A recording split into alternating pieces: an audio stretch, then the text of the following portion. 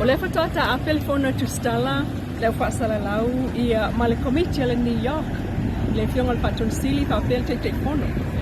O le wama ai ma whaamautu mai e tō se fulu la jau leo o whaano koe sea le teimile nei taunu mai le malanga ana na whir valele na sa mai Australia e tiri le lua se lau ila jau sa tu e malanga mai malanga lea pe tai e na alfitu sulima lea na whaatanga no mai sa mwhai na ula tu Ausia ia fofuanga ia po wanga fo ia mwhai na nga wa ai malanga mai i Samoa i tu tonu na alfitu suman tupula na e tō se fulu ila tau le na mawaile siya mai na ua whai ala tu suenga mua ina ua tau nu mai le mlai valele whaleolo pe tai o lo iai leisi tō se fulu o lo whaanofo wa ai le taimile nei tonu ila tau ia sa no ko lata iai ia mai o leo o lo whapeo na sio pe o la ua toso le laing na ila lo i se vaenga o le tatou whanmai te nei mato atua o lo tu ua ina leisi vaenga a o nisi o ila tau ia o lo avatua nga itua i leisi whale mai whai tu malo lea o lo oi whaleolo ia e molte minei e le ai se lockdown o whaia ai paul whautuanga i na ia whapeo na awana i popole ia whai pea ia ai ngai peo na masangiai i whautuanga ia wala wal tau whai ia malu puipuia ia lo tātou o tino. Ona ia so nafi ni tau mai ai ele ta mai pa se fitu suk mo topu.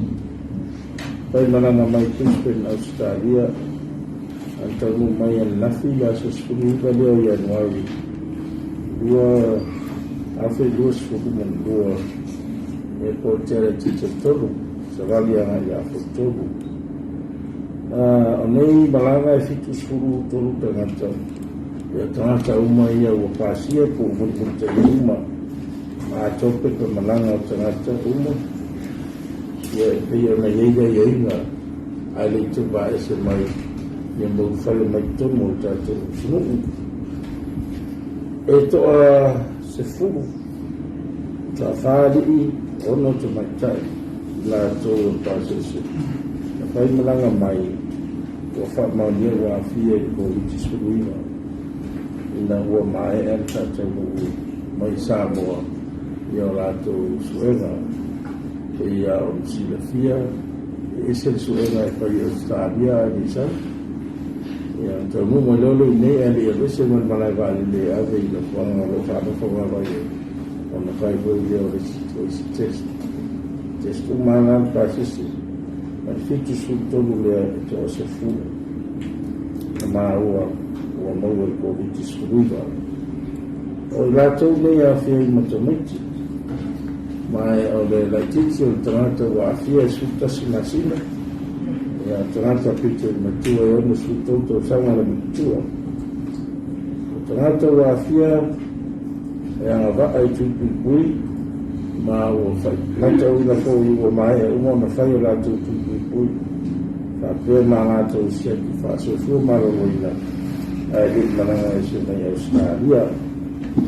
O le teimile nei ia o pere malosi mai le ienga au mo wa ia lato mito sfuku mai le teimile lava na mawai lato suenga na po ia na whana tinasi mai ia wa mai tono tato ai salisi stono mito tua ia na wa hito sfuku o le whanofo se ai no whanga whakutua whalmai ia lewa wa vai a montu e whalmai mai e voi nise lato suenga pai pia i bawa waia e iwa i lato whamauina fōi i lato sultana wawa la lata o close contacts mai lato ia o mauti noa o iei i e COVID suruina na ro mata i tūre rifo i lato i tāna ruina mai o moa bea fōi o whai i tōnu e a mai e whanofo wawa i stasi tātou wharimai whai tumalo i whareoro tasi lea raenga no awi e tātou tangata e wawa i a masala mea o COVID suruiwa tātou whoi ni iei me whamoni o le wha mua e ratu ni sila mai ni le awe o mai e kako testi ni e sifu o posto e fete movo in test ai le o le aso sa le vai musica yang ave lea e whaamauni ai ko le atonu le variant. Wa lewa vesi, sawe vesi i Delta, ia le lao tātou tana o le Omicron. Ia, le ae tau yenta tonunga o na lesa i Australia, tasi le atu o lo tua sao whaafi ai le Omicron. Na le e whaamuni le whaamuni lava tuwa atu o limo New e le utapina mai fo i aenga labs New Zealand. Nātou te whaia tātou te suenga.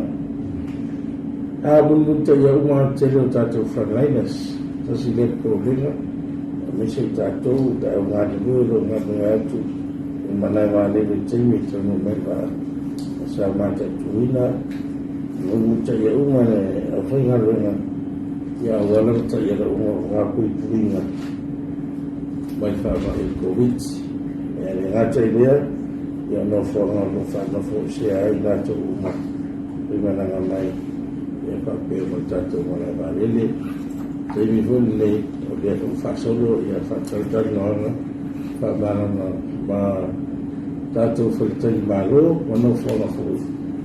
O loo iei, ia le totelo e pasa se le tēnei, o se mai ento asipuru paleina nea. Whamarina sa whailuma ia mas o talifonga a leo mananga, mai tini nanga mai hei, ka pēteni tau mai ai whareolo. Kali mangingo, le ngaka i lo miska, ha le pardia, kai o le langa e le ungi mea o mau ki moa, paule mea. O le o ka ki ampu le lia komiki, le mai se le ulenga. Ia i whainga, au mai mangingo si di poki. Ia mea la kala rea. Ona winga le i o tusini poti na wakio. O mga longo mai, o lo iai ngai whae konga. Ai, o la pa, ia au mai mangingo se di poki. Ia, a o le se me wha pole ngai a o lo malu kuikuia, pe vo o misi sa a fia, taluai, ia le ua. O la ia se mo, ia i paul mea. I leo se me whaita konga, ia te a mangingo, o malam lapa. Ia manguia le so. Lau Samoa Entertainment TV ma se whaopoponga. I lea soa tae au, lea lopa o lea tua, ai wha soifua ia.